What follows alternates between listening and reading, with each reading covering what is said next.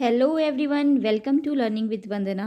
सो friends, आज की इस वीडियो में हम डिस्कस करेंगे बाल विकास एवं शिक्षा शास्त्र। उसका टॉपिक फर्स्ट, विकास की अवधारणा और इसका अधिगम से संबंध। तो चलिए शुरू करते हैं। सो गाइज, यदि आपको वीडियो अच्छी लगे तो please like, share, subscribe and comment ज़रूर करें। तो पहला चैप्टर है वृद्धि और विकास, ग्रोथ एंड डेवलपमेंट। तो इसमें हम पढ़ेंगे वृद्धि और विकास की विस्तृत जानकारी और मुख्य परिभाषाएं, वृद्धि व विकास में अंतर, विकास की अवस्थाएं, आधार, मुख्य पक्ष, विकास का अधिगम में संबंध, विकास के बालक के विकास को प्रभावित करने वाले कारक, विकास को सुगम बनाने में शिक्षक की भूमिका और कुछ एक इस चैप्टर से रिलेटेड महत्वपूर्ण प्रश्न। तो चलिए शुरू करते हैं। सो गाइस, सबसे पहले दिया है वृद्धि, जिसे हम ग्रोथ कहते हैं।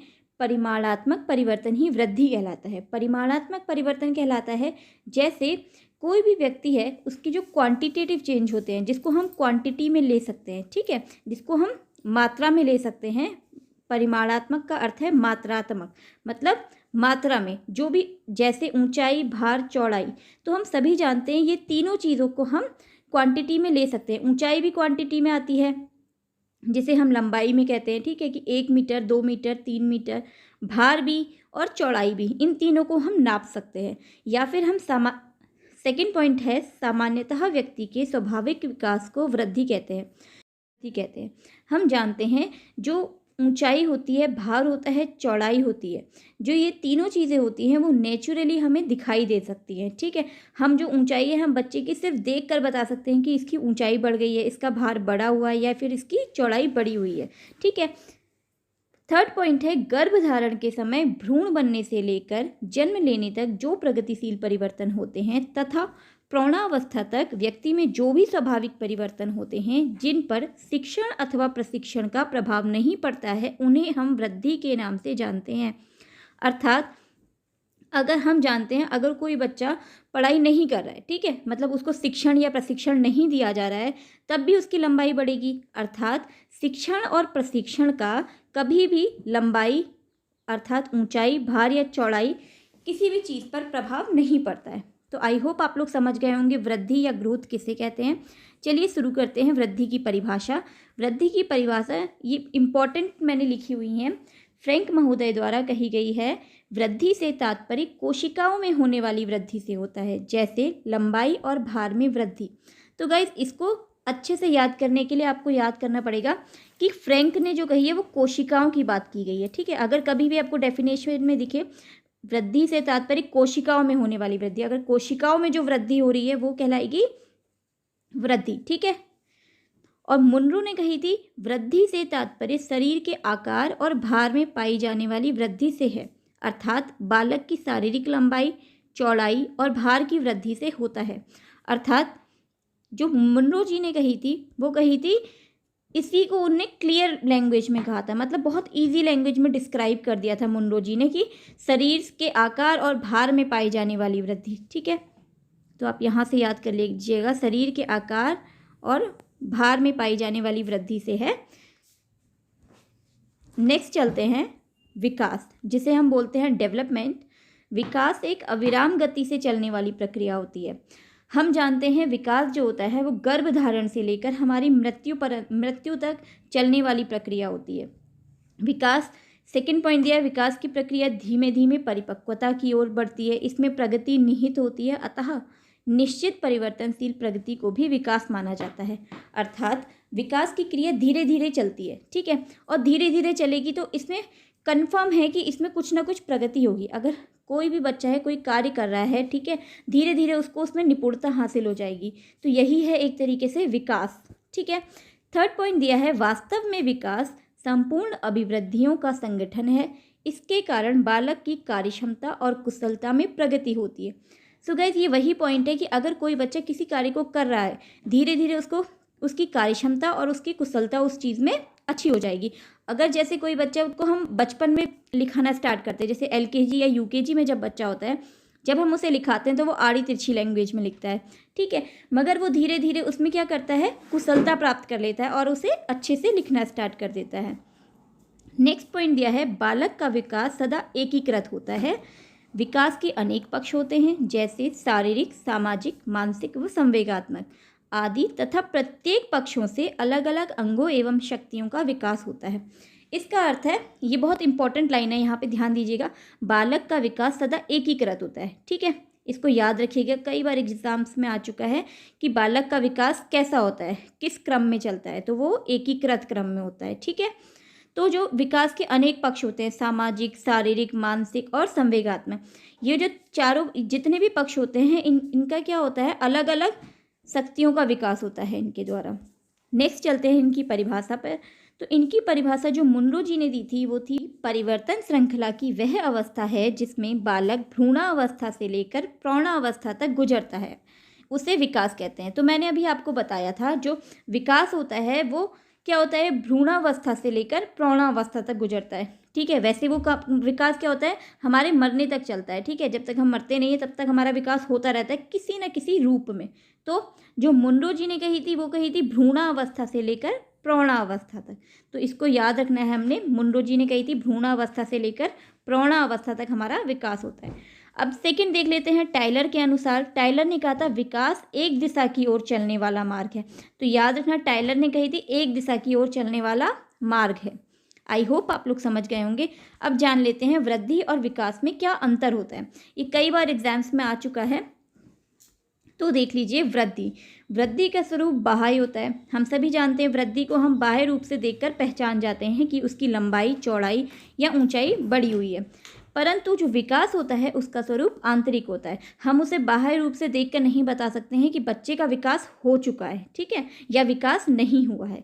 सेकंड पॉइंट है, वृद्धि का प्रयोग संकुचित अर्थ में होता है। इसका अर्थ है जो वृद्धि होती है वो एक लिमिटेड एरिया में होती है। वृद्धि को सिर्फ हम लंबाई, चौड़ाई, ऊंचाई सिर्फ इन्हीं एरिया में देख सकते हैं, मगर विकास का प्रयोग व्यापक अर्थ में होता है, अर्थात विकास सिर्फ शारीरिक, मानसिक, सामाजिक अनेक एरिया में उपलब्ध होता है। ठीक है, अनेक एरिया में हमारा डेवलपमेंट होता है। वृद्धि जो होती है वो निश्चित समय के बाद रुक जाती है, परंतु विकास जो होता है वो जीवन पर्यंत चलता है।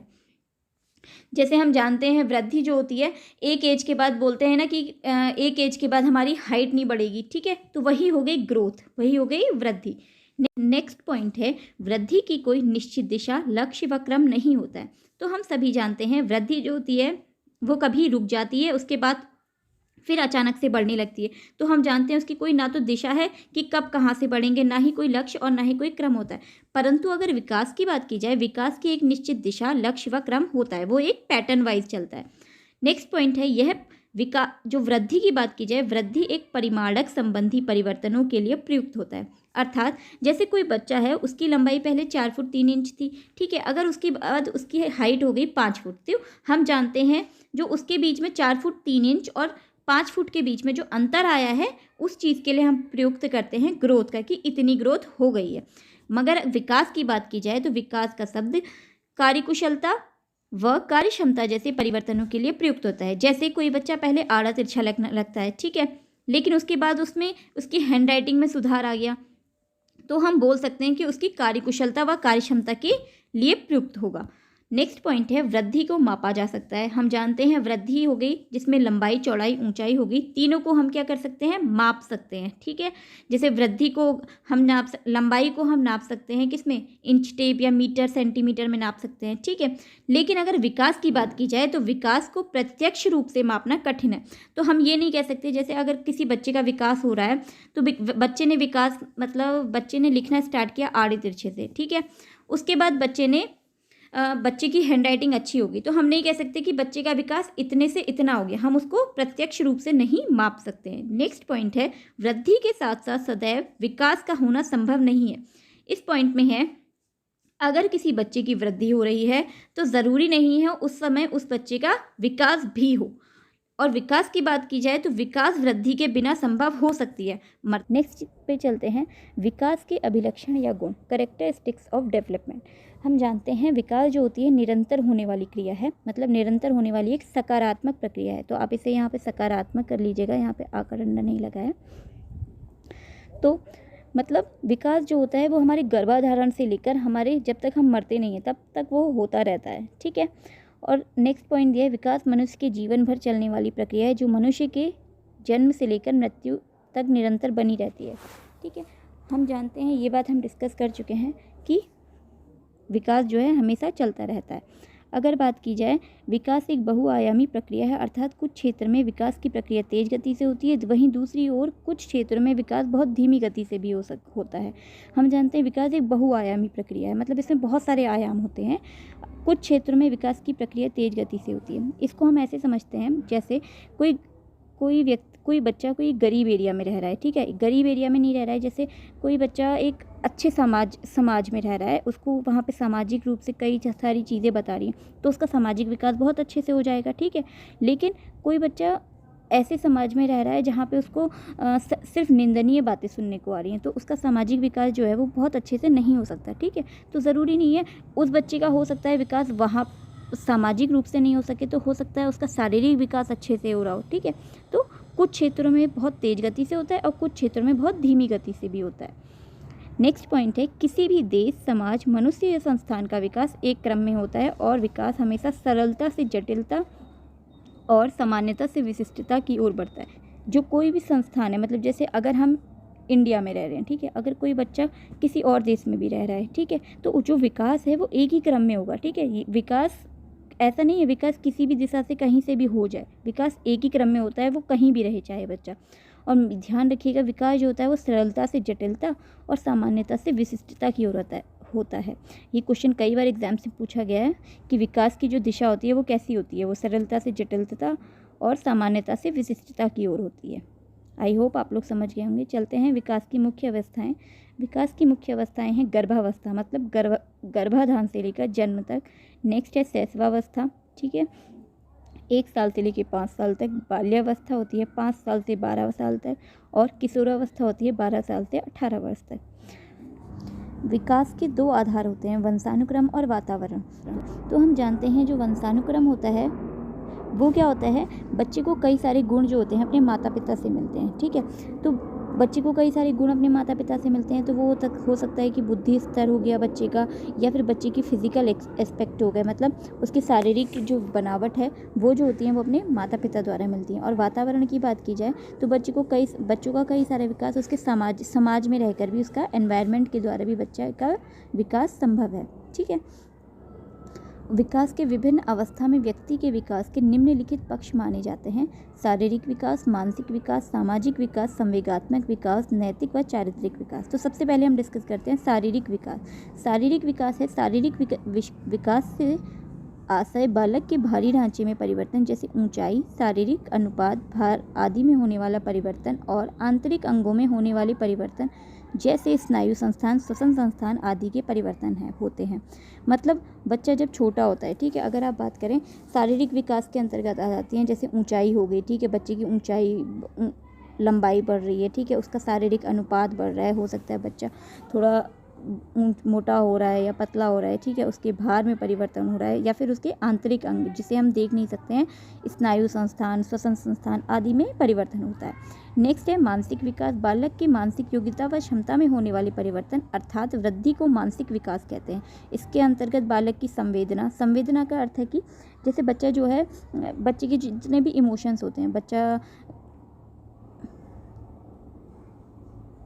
जैसे बच्चा क्या होता है, भय होता है बच्चे में, डर बोलते हैं, ठीक है, तो बच्चे में जो कई सारी संवेदनाएं होती हैं वो विकसित होने लगती हैं, ठीक है, और बच्चा मैच्योर हो जाता है। ये सारी चीज़ें क्या होती हैं, मानसिक विकास के अंतर्गत आती हैं। बच्चे की कल्पना शक्ति बढ़ जाती है ना, बच्चा काफ़ी सारी कल्पनाएं करने लगता है, स्मरण शक्ति अच्छी हो जाती है, ठीक है, बच्चा याद भी रखने लगता है, वृद्धि, विचार, परीक्षण आदि आते हैं हमारे मानसिक विकास के अंतर्गत। नेक्स्ट है सामाजिक विकास। सामाजिक विकास से आशय सामाजिक संबंधों में परिपक्वता प्राप्त करने से है। सामाजिक विकास का लक्ष्य बालक में सामाजिकता लाना है, अर्थात जैसे बालक में ईमानदारी आ जाए, बालक में सहानुभूति आ जाए, सहयोग की भावनाएं आ जाए, सद्भावना, परोपकार आदि की भावनाएं लाने से है। ठीक है, मतलब जैसे कोई बालक है, बालक को अगर समाज में उसको सहानुभूति देख रहा है वो, ठीक है, बालक देख रहा है कि कोई व्यक्ति किसी का सहयोग कर रहा है, परोपकार कर रहा है, ठीक है, आदि की भावनाएं ला रहा है, तो ये सब सामाजिक विकास के अंतर्गत आते हैं। नेक्स्ट दिया है संवेगात्मक विकास। संवेग से तात्पर्य एक ऐसी आत्मनिष्ठ भाव की अवस्था से है जिससे कुछ शारीरिक उत्तेजना पैदा होती है और फिर उसमें खास व्यवहार आते हैं। ठीक है, तो मैंने आपको बता दिया, जैसे संवेग से तात्पर्य एक ऐसी आत्मनिष्ठ भाव से है जिसमें शारीरिक उत्तेजना पैदा होती है। जैसे हम जानते हैं, अगर क्या हो रहा है, बच्चे को डर हो रहा है, ठीक है, बच्चे को खुशी हो रही है ना, बच्चे में कई सारी भावनाएं जो होती हैं, ये सब आती हैं संवेगात्मक विकास के अंतर्गत। नेक्स्ट है चारित्रिक विकास या नैतिक विकास। नैतिकता के अंतर्गत ऐसे व्यवहारों का उदय होना है जिससे बालक में उचित व अनुचित का ज्ञान हो सके, अर्थात अच्छाई या बुराई का ज्ञान कराती है। मतलब बच्चे को ये पता हो कि अगर वो किसी का पेन चुरा रहा है तो वो अच्छी चीज़ है या बुरी चीज़ है, ठीक है, किसी चीज़ को चुराना हो गया, ये सारी चीज़ें आती हैं नैतिक विकास के अंतर्गत। आई होप आप लोग समझ गए होंगे।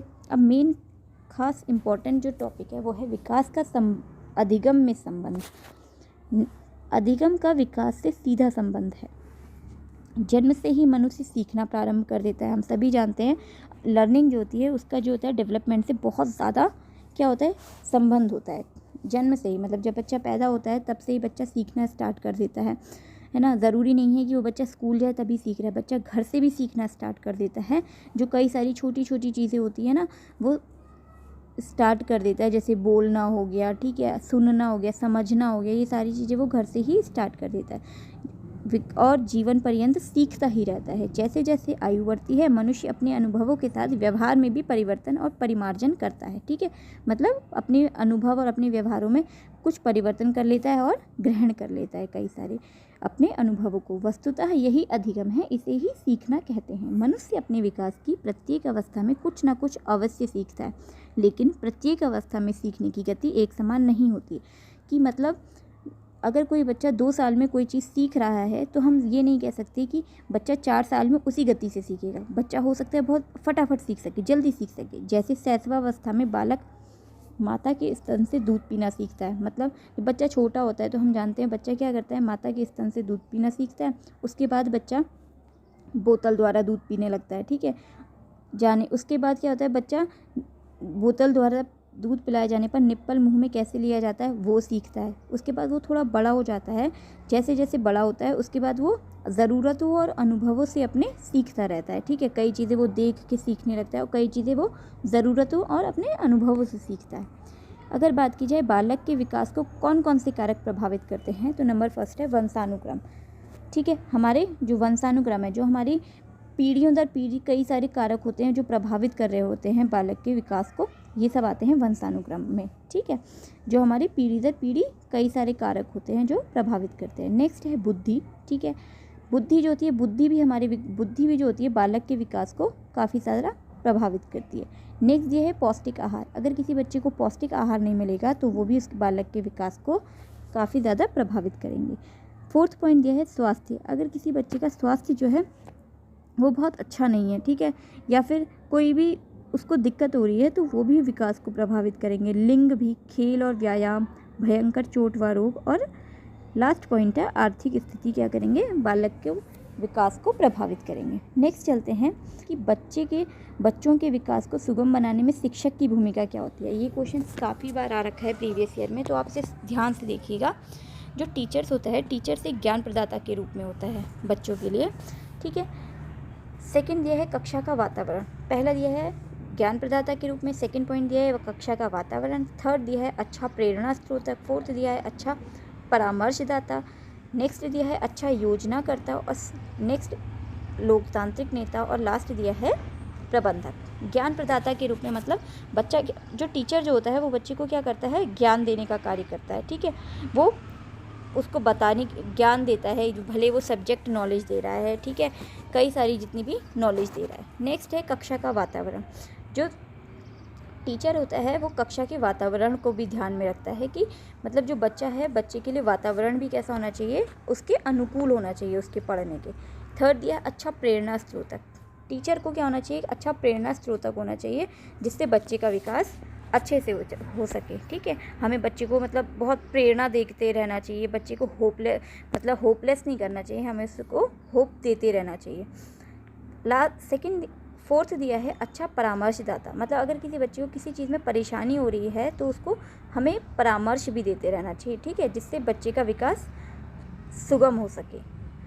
नेक्स्ट है अच्छा योजना करता, ठीक है। बच्चे को एक टीचर को एक अच्छा योजनाकर्ता भी होना चाहिए, जिससे जैसे कोई सिलेबस कंप्लीट कराना है तो वो टाइम पे सिलेबस कंप्लीट करा सके, ठीक है, या कई सारी चीज़ें। नेक्स्ट है लोकतांत्रिक नेता, और लास्ट है प्रबंधक। एक अच्छे लोकतांत्रिक नेता के रूप में भी टीचर को हर चीज़ पर ध्यान देना चाहिए। और लास्ट है प्रबंधक, ताकि प्रबंधक का अर्थ है कि टीचर को एक अच्छे तरीके से अपनी कक्षा को ऑर्गेनाइज करके रखना चाहिए, ठीक है, ये आता है प्रबंधक में। तो गाइस यहाँ से महत्वपूर्ण प्रश्न स्टार्ट होते हैं। आई होप आप लोग पूरी वीडियो अच्छे से सुनी होगी। अब आप आंसर देने की कोशिश कीजिएगा। पहला क्वेश्चन है, इनमें से कौन सा कारक अधिगम को अभिप्रेरित करने वाला है? फर्स्ट ऑप्शन है बाह्य कारक, सेकंड ऑप्शन है विफलता से बचने के लिए प्रेरणा, थर्ड ऑप्शन है लक्ष्यों को प्राप्त करने पर व्यक्तिगत संतुष्टि, और फोर्थ है उपयुक्त में से कोई नहीं। तो आप इसका आंसर देने की कोशिश कीजिएगा। तो इसका आंसर है लक्ष्यों को प्राप्त करने पर व्यक्तिगत संतुष्टि, अर्थात अधिगम को जो अभिप्रेरित करने वाला कारक है कि जो लक्ष्यों को प्राप्त करने पर व्यक्तिगत संतुष्टि होती है ना, वही क्या करता है, अधिगम को अभिप्रेरित करता है। मतलब नेक्स्ट क्वेश्चन नंबर 2 है, बच्चे कैसे सीखते हैं? निम्नलिखित में से कौन सा विकल्प इस संबंध में सत्य नहीं है? बच्चे कई तरीकों से सीखते हैं, बच्चे केवल कक्षा में ही सीखते हैं। थर्ड ऑप्शन दिया है, बच्चे सीखने के लिए स्वाभाविक रूप से प्रेरित होते हैं और बच्चे तब सीखते हैं जब वे संज्ञानात्मक रूप से तैयार होते हैं। सो गाइस यहाँ पे ध्यान रखिएगा, मैंने इस क्वेश्चन से रिलेटेड इससे जब प्रीवियस ईयर क्वेश्चंस कराए थे तो उसमें कराया हुआ था। तो अगर आपने वो वीडियो नहीं देखी है तो प्लीज़ आई बटन पर क्लिक करके ज़रूर देख लें। सो गाइस इसमें देखिए लिखा है बच्चे कैसे सीख सकते हैं। बच्चे कई तरीक़ों से सीख सकते हैं, ये बात बिल्कुल सही है। बच्चे अनेक तरीक़ों से सीख सकते हैं, खेल के माध्यम से, है ना, अलग अलग तरीक़ों से। बच्चे केवल, मैंने आपको हमेशा बताया, अगर केवल वाली बात है तो उसको ध्यान से पढ़िएगा क्योंकि वो कुछ ना कुछ गलत इंडिकेट करी होगी। तो बच्चे केवल कक्षा में सीखते हैं, ये बात गलत है और यहाँ पर सत्य नहीं है की बात ही पूछी गई है। तो हमारा सही आंसर है बच्चे केवल कक्षा में ही सीख सकते हैं, यह बात गलत है। थर्ड क्वेश्चन दिया है, प्राथमिक विद्यालय की अध्यापिका बच्चों को एक प्रभावशाली समस्या समाधानकर्ता बनने के लिए किस प्रकार प्रोत्साहित कर सकती है? ठीक है, तो पहला ऑप्शन दिया है प्रत्येक छोटे कार्य के लिए भौतिक पुरस्कार देकर। सेकंड ऑप्शन दिया है केवल प्रक्रियात्मक ज्ञान पर बल या महत्व देकर। थर्ड दिया है गलत उत्तरों को अस्वीकार करके एवं दंडित करके। फोर्थ दिया है बच्चों को सहजानुभूति अनुमान लगाने के लिए प्रोत्साहित करके तथा उसी पर आधारित विचार मंथन करने के लिए। तो अगर हम यहाँ पर ध्यान देंगे तो प्रत्येक छोटे कार्य के लिए भौतिक पुरस्कार देकर, तो अगर हम ध्यान देंगे हर बात पर अगर हम किसी बच्चे को पुरस्कार देते रहेंगे तो क्या होगा, वो बच्चा मोटिवेट नहीं हो पाएगा, ठीक है, मतलब उसका एक टाइम के बाद मन ख़त्म हो जाएगा उस चीज़ को लेकर। सेकेंड दिया है केवल प्रक्रियात्मक ज्ञान व बल पर महत्व देकर, ठीक है, केवल प्रक्रियात्मक ज्ञान पर बल या महत्व देकर, तो ये केवल की बात हो गई, ये भी गलत हो गया। थर्ड ऑप्शन दिया है गलत उत्तरों को अस्वीकार करके एवं दंडित करके, तो कभी भी हम बच्चे को दंडित तो कभी नहीं कर सकते। तो इसका फोर्थ ऑप्शन बिल्कुल सही है, बच्चों को सहजानुभूति अनुमान लगाने के लिए प्रोत्साहित करके तथा उसी पर आधारित विचार मंथन करने के लिए, कि बच्चे से अगर कुछ पूछा गया है तो उससे पहले कहा गया है कि पहले आप आंसर बताओ, ठीक है, भले अनुमान लगा कर बताओ, उसी चीज़ को हम फिर उसी के विचार को हम डिस्कस करें। नेक्स्ट क्वेश्चन है जो सीटेट दिसंबर 2019 में भी आया है, तो ध्यान से देखिएगा, निम्नलिखित अवधि में से किस में शारीरिक वृद्धि एवं विकास तीव्र गति से घटित होता है? तो पहला ऑप्शन दिया है शैशवावस्था एवं प्रारंभिक बाल्यावस्था, सेकेंड ऑप्शन है प्रारंभिक बाल्यावस्था एवं मध्य बाल्यावस्था, सी ऑप्शन है मध्य बाल्यावस्था एवं किशोरावस्था, और फोर्थ ऑप्शन है किशोरावस्था एवं वयस्कता। तो इसका सही आंसर है शैशवावस्था एवं प्रारंभिक बाल्यावस्था। इसका सही ऑप्शन है शैशवावस्था एवं प्रारंभिक बाल्यावस्था, ठीक है, इसको ध्यान में रखिएगा। नेक्स्ट क्वेश्चन है, एक बच्चे की वृद्धि और विकास का अध्ययन के लिए सर्वाधिक अच्छी विधि कौन सी है? बच्चे की वृद्धि और विकास के अध्ययन के लिए पहला है मनोविश्लेषण विधि, सेकंड है विकासीय विधि, थर्ड है तुलनात्मक विधि, और फोर्थ दिया है सांख्यिकी विधि। तो इसका सही आंसर आप देने की कोशिश कीजिएगा। इसका सही आंसर है विकासीय विधि, ठीक है। इसमें हम मनोविश्लेषण की बात भी नहीं कर रहे हैं, हम वृद्धि और विकास की बात कर रहे हैं, ना तो हम तुलना कर रहे हैं, ठीक है, ना ही हम मनोविश्लेषण कर रहे हैं और ना ही हम सांख्यिकी की बात कर रहे हैं। तो यहाँ पर किस चीज़ की बात हो रही है? विकासीय विधि की, ठीक है। आई होप आप लोग समझ गए होंगे। नेक्स्ट क्वेश्चन है, क्वेश्चन नंबर 6 है, भारत में बाल विकास की शुरुआत कब हुई? यह भी मोस्ट इम्पॉर्टेंट क्वेश्चन है। भारत में बाल विकास की शुरुआत 1930 में हुई थी, याद रखिएगा। नेक्स्ट क्वेश्चन है, मानसिक विकास का संबंध किससे नहीं है? मानसिक की बात हो रही है, ठीक है। पहला ऑप्शन है शिक्षार्थी का वजन एवं ऊंचाई, सेकेंड ऑप्शन है तर्क एवं निर्णय, थर्ड ऑप्शन है स्मृति का विकास और फोर्थ ऑप्शन है अवबोध की क्षमता। तो अगर हम ध्यान दें, पहला दिया है वजन एवं ऊंचाई, तो वजन एवं ऊंचाई से मानसिक विकास का क्या संबंध? गौर कीजिए, मानसिक विकास का संबंध इसी से नहीं है। बाकी तर्क और निर्णय में भी हम दिमाग लगा रहे हैं, स्मृति के लिए भी दिमाग का यूज़ हो रहा है और अवबोध की क्षमता में भी मानसिक विकास की बात हो रही है। तो इसका सही आंसर है शिक्षार्थी का वजन एवं ऊंचाई। नेक्स्ट क्वेश्चन है, कक्षा में शिक्षक की भूमिका के रूप में होनी चाहिए। तो अभी मैंने आपको पढ़ा रखा था कि शिक्षक की भूमिका आप अच्छे से पढ़ के जाइएगा, एक निर्देशक के रूप में होनी चाहिए। तानाशाह तो बिल्कुल ही गलत हो गया, तानाशाह के रूप में बिल्कुल नहीं हो सकती, निर्देशक के रूप में भी नहीं होती है, ठीक है। सिर्फ निर्देश देगा टीचर क्या बच्चों को? नहीं, वो बल्कि क्या होता है, एक लोकतांत्रिक नेता के रूप में। तो गाइस, आई होप आपको वीडियो अच्छी लगी हो। तो प्लीज़ अगर आपको वीडियो अच्छी लगी हो तो like, share, subscribe and comment ज़रूर करें। Thank you so much.